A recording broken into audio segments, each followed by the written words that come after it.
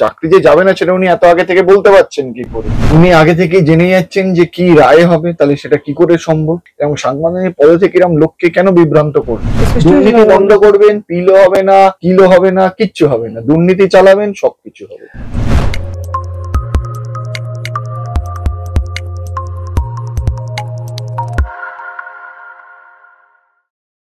নমস্কার, আপনারা দেখছেন দ্য ইন্ডিপেন্ডেন্ট বেঙ্গল। আমি শিবম। 21শে জুলাইয়ের মঞ্চ থেকে মুখ্যমন্ত্রী প্রকাশ্য জনসভায় ঘোষণা করেছেন কারুর চাকরি যাবে না। ওবিসি নিয়েও নাকি সুপ্রিম কোর্টে চলে গেছে কেউ কেউ। এই পুরো বিষয়টা মানে এই চাকরি কারা পাবেন, রাখতে পারবেন, কাদের চাকরি যাবে, এক অদ্ভুত জটিল গোলক ধাঁধার অবতারণা হয়েছে। আর এই বিষয়ে কথা বলতে আমাদের সঙ্গে এই মুহূর্তে উপস্থিত আছেন আইনজীবী সুদীপ্ত দাশগুপ্ত। সুতরাং প্রথম দা ইন্ডিপেন্ডেন্ট বেঙ্গলে স্বাগত। মুখ্যমন্ত্রী ঘোষণা করে দিয়েছেন অলরেডি কারোর চাকরি যাবে না, ফলে আপনাদের আর আদালতে কেস করে লাভ নেই। সেটাই অবাক লাগছে যে সুপ্রিম কোর্টে মামলা পেন্ডিং, সাবজুডিস, উনি বলছেন কারুর চাকরি যাবেন না। এর দুটো ব্যাখ্যা হতে পারে। এক, উনি আগে থেকে জেনে যাচ্ছেন যে কি রায় হবে, তাহলে সেটা কি করে সম্ভব? আর যদি উনি সেটা নাই জেনে থাকেন কি রায় হবে, কোর্টে আদালতে কি হবে, তাহলে উনি এরম ভাবে লোককে কেন বিভ্রান্ত করছে কারোর চাকরি যাবে না? উনি বলতে পারতেন আদালতে আছে, আদালতে আমরা লড়বো, সত্যের জন্য উনি বলেন কারুর চাকরি যাবে না। তার মানে উনি স্বীকার করছেন যারা চুরি করে চাকরি পেয়েছে তাদের চাকরিও যাবে না। আর চাকরি যে যাবে না সেটা উনি এত আগে থেকে বলতে পারছেন কি করে? এরম ভাবে কেন লোককে বিভ্রান্ত? সাংবিধানিক পদে আছেন এবং সাংবিধানিক পদে থেকে এরম লোককে কেন বিভ্রান্ত করছেন? সুপ্রিম কোর্টের রায় আগে থেকে মুখ্যমন্ত্রী জেনে যাচ্ছেন, রায় কোথায় যাবে কেউ জানে না, মুখ্যমন্ত্রী ঘোষণা করে দিয়েছেন অলরেডি, এইটাই রায় হবে এস্টাবলিশমেন্ট। তার মানেই আমি আপনাকে বললাম প্রতিটা পদে জনগণকে বিভ্রান্ত করা ছাড়া আর কোনো কাজে উনি করেন না, করার চেষ্টাও করেন না। আজকে তো উনি বলতে পারতেন যে এরম গেছে, সুপ্রিম কোর্টে পেন্ডিং আছে, আমরাও তার উপর নজর রাখছি, রাজ্য সরকারই লড়ছে। কিন্তু একটা অদ্ভুত জিনিস, উনি মুখে এই কথা বলছেন, কিন্তু সুপ্রিম কোর্টে যখন মামলা হচ্ছে ওনার রাজ্য সরকার কিন্তু শুধুমাত্র এটাই ওনাদের বক্তব্য যে যেন কোনো ইনভেস্টিগেশন ক্যাবিনেটের বিরুদ্ধে না হয়। এই যে যাদের চাকরি চলে গেছে 26-এ, তাদের মধ্যে তো কিছু যদি জেনুইন থাকে, তাদের চাকরি বাঁচানোর জন্য কিন্তু কোনো প্রচেষ্টা রাজ্য সরকারের নেই। তাহলে এই কথা বলার মানে কি? আবার সে বিভ্রান্ত করছে। এসএসসি তালিকায় এখন অব্দি দিতে পারেনি সুপ্রিম কোর্টে, পারবেও না। যদি তালিকা না দেয় তাহলে কোথায় গিয়ে জবনিকা পতন হবে? যদি তালিকা না দেয় তার মানে হলো এসএসসিও এটা মেনে নিচ্ছে যে এতটাই দুর্নীতি হয়েছে যে এখান থেকে কে আসল বা কে নকল সেটা বাছা অসম্ভব। যদি তালিকা না দেয় চাকরি থাকবে, এই কনফিডেন্স কারোর মধ্যে বলতে মানে অন্তত আইনত এখন বলার জায়গায় আছে কি? দেখুন, আপনারা যদি সুপ্রিম কোর্টের অর্ডারটা দেখেন সেখানে পরিষ্কার বলা হয়েছে যে যেখানে যদি বাছা সম্ভব হয় যে কারা জেনুইন আর কারা ইললিগাল, তাহলে কেন সবারটা যাবে? এবার যদি এসএসসি না দেয়, তাতে যদি দেখা যায় যে বাছা অসম্ভব হয়ে যাচ্ছে, তাহলে যারা বেআইনি, মানে এটাই ধরে নেওয়া যেতে পারে যারা বেআইনি তাদের চাকরি যাবে। কিন্তু যদি বাছা না যায় কে বেআইনি, তাহলে সবারটাও যেতে পারে যদি সুপ্রিম কোর্ট মনে করে। কিন্তু এটা কখনোই বলা উচিত না যে কারুর চাকরি যাবে না।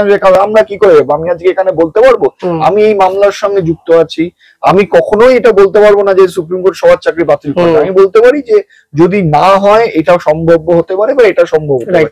কি করে উনি আজকে বলছেন কারুর চাকরি যাবে না? তার মানে আগে থেকে জানেন সুপ্রিম কোর্টের রায় কি হবে?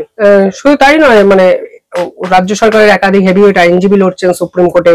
মুখ্যমন্ত্রীদের পুরো বিষয়টাই জানে না, বিচারাধীন বিষয় কোথায় আছে সবকিছু জেনে শুনে এরকম বলে দেওয়ার মানে কিছুই জানেন, সবকিছুই বোঝেন, কিন্তু ওই যে বললাম বিভ্রান্ত করব, মানুষকে ভুল বুঝিয়ে রাখবো, এটা একটা মানে এটাই ওনার মানে মানে কি বলবো, এটাই ওনার ইচ্ছা যে আমি মানুষকে ভুল বুঝিয়ে মানুষকে বিভ্রান্ত করে রাখবো যাতে মানুষ প্রশ্ন না করতে পারে।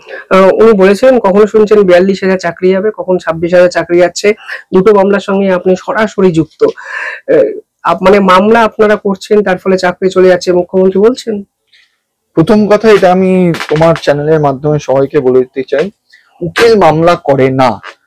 মামলা করে কিন্তু যারা প্রতারিত হয়েছে, তারা যারা এই দুর্নীতির জন্য প্রতারিত হয়েছে তারা মামলা করে। উকিল তাদের বক্তব্য কোর্টের সামনে তুলে ধরে। আমরা এইসব ধরনের যারা বঞ্চিত হচ্ছে, প্রতারিত হচ্ছে, তারা যখন আসছে আমরা চেষ্টা করছি তাদের বক্তব্য কোর্টের সামনে তুলে ধরছি এবং তার সপক্ষে যা কাগজপত্র দিচ্ছি কোর্ট দেখে রায় দিচ্ছে।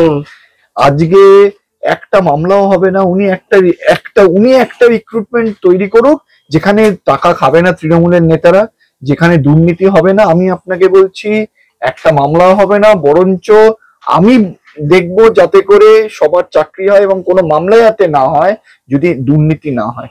দুর্নীতি হবে না, মামলা হবে না। দুর্নীতি হবে 1000 না 1,00,000টা মামলা হবে। উনি বলছেন পিল করে দিচ্ছেন, মানে পিআইএল করে দিচ্ছেন আপনারা বারংবার। পিল করার প্রয়োজনীয়তাটা ঠিক কখন হয়? জনসাধারণ তো বিষয়টা নিয়ে বিভ্রান্ত একটা সৃষ্টি হয়েছে। দুর্নীতি বন্ধ করবেন, পিলও হবে না, কিলো হবে না, কিচ্ছু হবে না। দুর্নীতি চালাবেন, সবকিছু হবে। আর একটা বিষয় ওবিসি নিয়ে উনি প্রকাশ্যে বলেছেন, ওবিসি মামলাটা একদম শুধুমাত্র আপনারা করেছেন।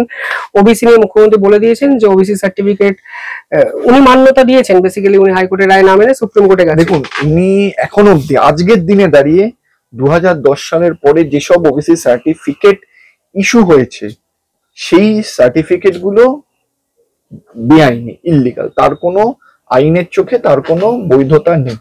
এবার এইখানে বিষয় দেখতে হবে, এখানে একটা খুব ইম্পর্টেন্ট বিষয়। ধরুন সার্টিফিকেট ইস্যু হয় কিসের ভিত্তিতে? যে শ্রেণী, যে পার্টিকুলার শ্রেণী, সেই শ্রেণীটা ব্যাকওয়ার্ড কি ব্যাকওয়ার্ড না, সেই শ্রেণীটা চিহ্নিত যদি 2010 সালের আগে হয়ে থাকে তাহলে কিন্তু সে আজকের দিনে ওবিসি। আর যদি সেই শ্রেণী চিহ্নিতটাই হয়ে থাকে 2010-এর পরে তাহলে সে ওবিসি না। তাই সার্টিফিকেট 2010-এর আগে পরে ব্যাপারটা হলো যে শ্রেণীটা চিহ্নিত, শ্রেণীটা কবে চিহ্নিত হয়েছে ব্যাকওয়ার্ড হিসেবে। 2 নম্বর, আজকে উনি মানুক উনি না মানুক, ওবিসি হিসেবে এই মুহূর্তে ওয়েস্ট বেঙ্গলে শ্রেণী চিহ্নিত যারা 2010-এর পরে ব্যাকওয়ার্ড হিসেবে হয়েছে তারা পাবেন না। উনি চেষ্টা করুন। উনি তো বলছেন আমি মানি না। সুপ্রিম কোর্টে কবে রায় দিয়েছে? 2 মাস তো হয়ে গেল। এতদিনে সুপ্রিম কোর্ট থেকে স্টে নিতে পারছেন না কেন? নিক না স্টে গিয়ে, তারপরে এই কথাটা বলুন।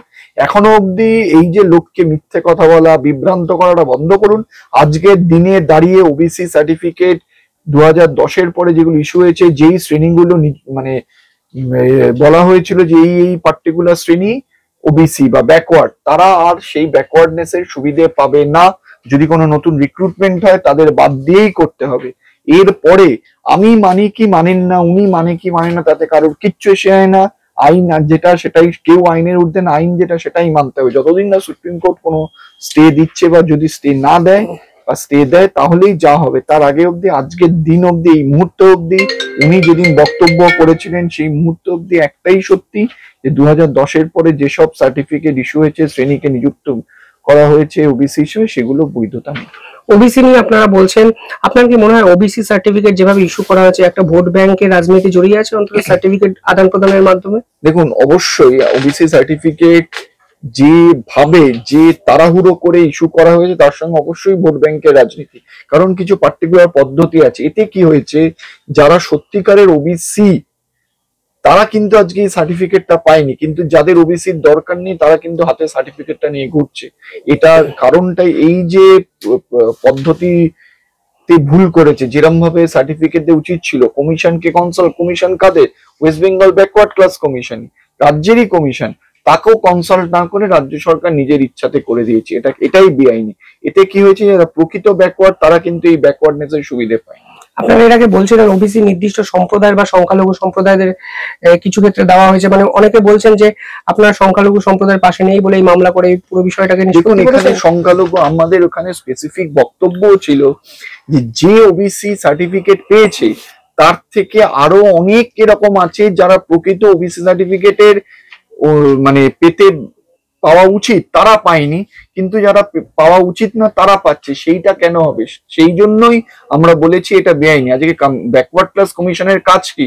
ব্যাকওয়ার্ড ক্লাস কমিশন দেখবে। আজকে ধরুন আপনিও আবেদন করলেন যে আমাকেও ব্যাকওয়ার্ড সার্টিফিকেট দেওয়া হোক, আমি আবেদন করলাম, আরো অনেকে আবেদন করলো।